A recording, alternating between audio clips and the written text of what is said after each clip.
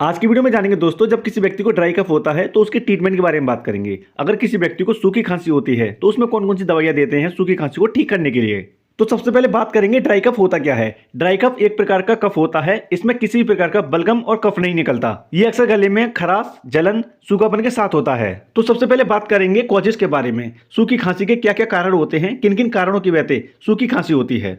तो पहला कारण होता है अस्थमा। अस्थमा एक ऐसी कंडीशन होती है, इसमें जो एयरवेज होता है उसमें जब सूजन आ जाती है तो एयरवेज काफ़ी नैरो हो जाती हैं, जिसकी वजह से सूखी खांसी उत्पन्न होने लगती है। मतलब जो एयरवेज होती है वो उसमें काफ़ी सूजन आ जाती है और वो काफ़ी तंग होने लगती है। तंग मतलब नैरो होने लगती है, जिसकी वजह से सूखी खांसी आती है। तो एक कारण ये भी होता है अस्थमा। दूसरा कारण होता है गैस्ट्रो इसोफेजियल रिफ्लक्स डिजीज। ये एक पेट की ऐसी कंडीशन होती है, इसमें जो एसिड होता है पेट में वो गले में दोबारा वापस आने लगता है, जिसकी वजह से सूखी खांसी उत्पन्न होने लगती है। मतलब पेट में जो एसिड होता है वो गले में दोबारा वापस आने लगता है, जिसकी वजह से सूखी खांसी की समस्या उत्पन्न होने लगती है। तो दूसरा कारण ये भी होता है गैस्ट्रो इसोफेजियल रिफ्लक्स डिजीज। सूखी खांसी का तीसरा कारण होता है पोस्ट नेजल ड्रिप। ये एक ऐसी समस्या होती है, नाक में जो बलगम होता है वो बूंद बूंद करके गले में टपकने लगता है, जिसकी वजह से सूखी खांसी की समस्या उत्पन्न होने लगती है। मतलब नाक में जो बलगम होता है वो एक एक बूंद करके गले में टपकने लगता है, जिससे सूखी खांसी आने लगती है। तो तीसरा कारण ये भी होता है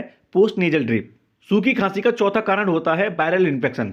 जब किसी व्यक्ति को वायरल इन्फेक्शन हो जाता है तो उसके कारण भी सूखी खांसी उत्पन्न होने लगती है। जब कोई व्यक्ति संक्रमित व्यक्ति के संपर्क में आ जाता है जिसे वायरल इन्फेक्शन पहले से ही होता है, तो ये भी एक कारण होता है सूखी खांसी का, वायरल इन्फेक्शन। सूखी खांसी का पांचवा कारण होता है अपर रेस्पिरेटरी ट्रैक्ट इन्फेक्शन, यानी ऊपरी जो श्वसन मार्ग होता है जब उसमें इन्फेक्शन हो जाता है, जैसे लैरिंजाइटिस और टॉन्सिलाइटिस। ये दोनों जब इन्फेक्शन हो जाते हैं तो कभी कभी सूखी खांसी की समस्या उत्पन्न होने लगती है। तो ये भी एक कारण होता है लैरिंजाइटिस और टॉन्सिलाइटिस। सूखी खांसी का छठा कारण होता है एलर्जी। जब किसी व्यक्ति को एलर्जी होती है, पॉलन की शिकायत होती है या किसी पदार्थ से एलर्जी होती है, तो उसके दौरान भी कभी कभी सूखी खांसी की समस्या उत्पन्न होने लगती है। तो ये भी एक कारण होता है सूखी खांसी का, जो भी आपके लिए बताया है। अब बात करेंगे सिम्टम्स के बारे में। जब किसी व्यक्ति को सूखी खांसी होती है तो क्या क्या लक्षण दिखाई देखने को मिलते हैं। तो लक्षण इस प्रकार होते हैं जब किसी व्यक्ति को सूखी खांसी होती है, जैसे ड्राई कफ के साथ मुंह में बहुत ज्यादा सूखापन महसूस हो सकता है, बहुत ज्यादा गला सूख सकता है, और इसके अलावा छाती में दर्द होता है,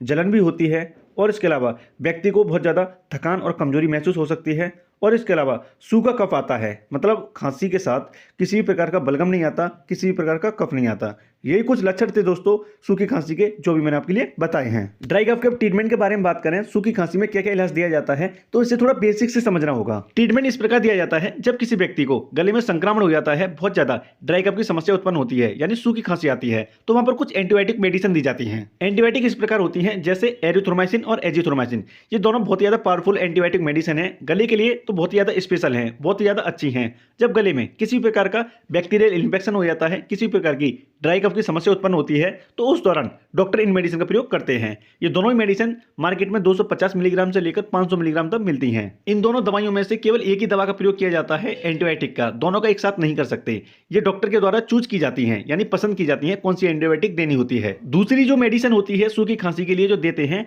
कॉर्टिकोस्टेरॉइड मेडिसिन देते हैं, मतलब प्रेडनिसोलोन, जैसा आप स्क्रीन पर देख रहे हो। इस मेडिसिन का प्रयोग तब किया जाता है जब किसी व्यक्ति के गले में बहुत ज्यादा सूजन होती है, मतलब जब एयरवेज में सूजन आ जाती है, किसी कारणवश वो बहुत ज्यादा नैरो हो जाती हैं, तो 1-2% वहां पर सांस की समस्या उत्पन्न होने लगती है, तो उस दौरान भी इस मेडिसिन का प्रयोग किया जाता है प्रेडनिसोलोन का। ये मार्केट में 5 मिलीग्राम से लेकर 10 मिलीग्राम तक मिलती है।